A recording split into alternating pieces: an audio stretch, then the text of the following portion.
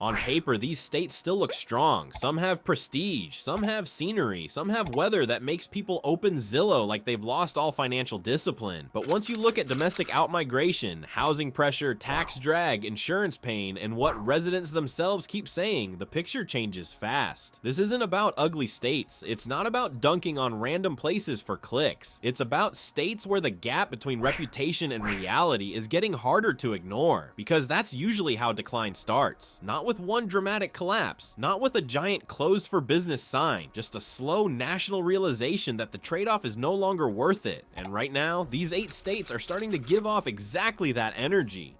Number 8, Colorado.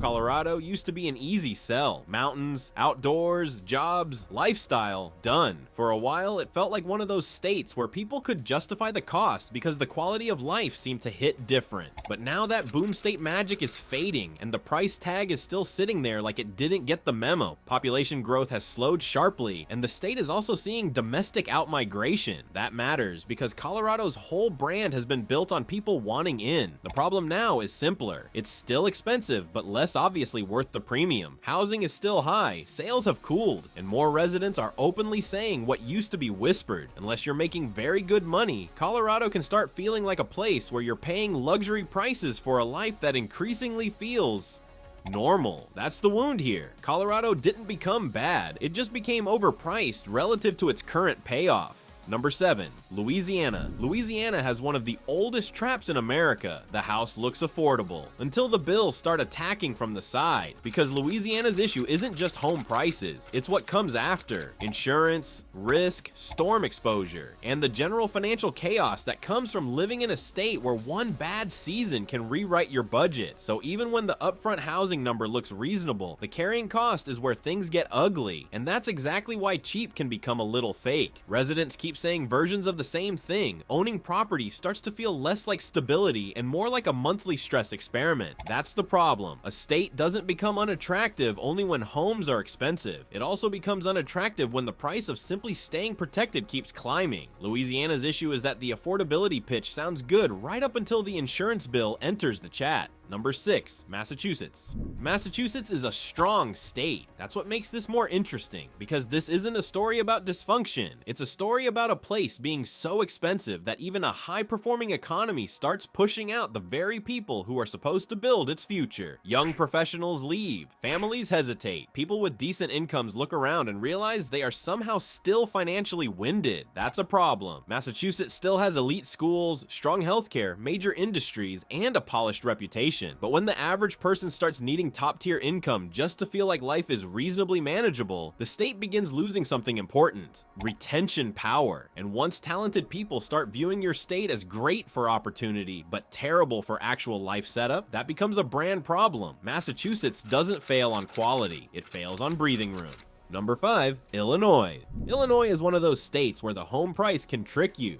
First glance, you might think, wait, this doesn't even look that crazy. And that's true. The bigger issue isn't always the sticker price. It's what comes after, the tax burden. Illinois has a reputation for draining homeowners through property taxes, and that reputation didn't appear out of nowhere. Over time, that kind of pressure changes how people think about staying, because people can tolerate high costs when they feel like they're buying something special. What they hate is feeling like they're paying extra just to remain stuck in place. That's where Illinois gets in trouble. It's not just about affording the house, it's about affording the privilege of continuing to own it. And once that starts feeling like a punishment instead of an investment, people begin looking elsewhere. Illinois' problem is tax fatigue. The home may be manageable. The long-term ownership experience is what wears people down. Number 4, New Jersey. New Jersey has a lot going for it: location, access, jobs, proximity to major cities, strong suburban appeal. But New Jersey also has one of the most exhausting cost stacks in the country. Housing is expensive, property taxes are brutal, and the overall cost of remaining in the ecosystem can feel like a loyalty test with monthly penalties.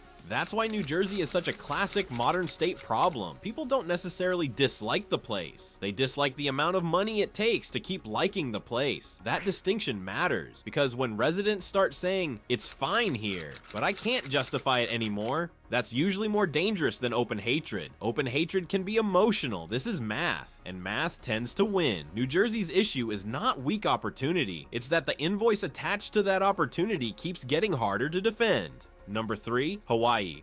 Hawaii is probably the clearest example of a place people love, but increasingly cannot make work. That's what makes it different. Nobody needs to explain Hawaii's appeal. The scenery is ridiculous. The lifestyle is iconic. The emotional pull is real, but beauty doesn't balance a budget, and Hawaii keeps running into the same wall. Prices that are extremely high, paired with wages that don't rise enough to make those prices feel survivable for normal people. That's where paradise starts becoming a pressure cooker. Residents talk about this constantly, not in some dramatic worst place ever way, more in a tired, practical way, like people who love where they live, but are quietly admitting the numbers no longer respect them. That's a brutal place for any state to be, because once a place becomes emotionally loved but financially impossible, outmigration becomes almost inevitable. Hawaii's problem is simple. The dream is strong, but the paycheck is not. Number 2, New York.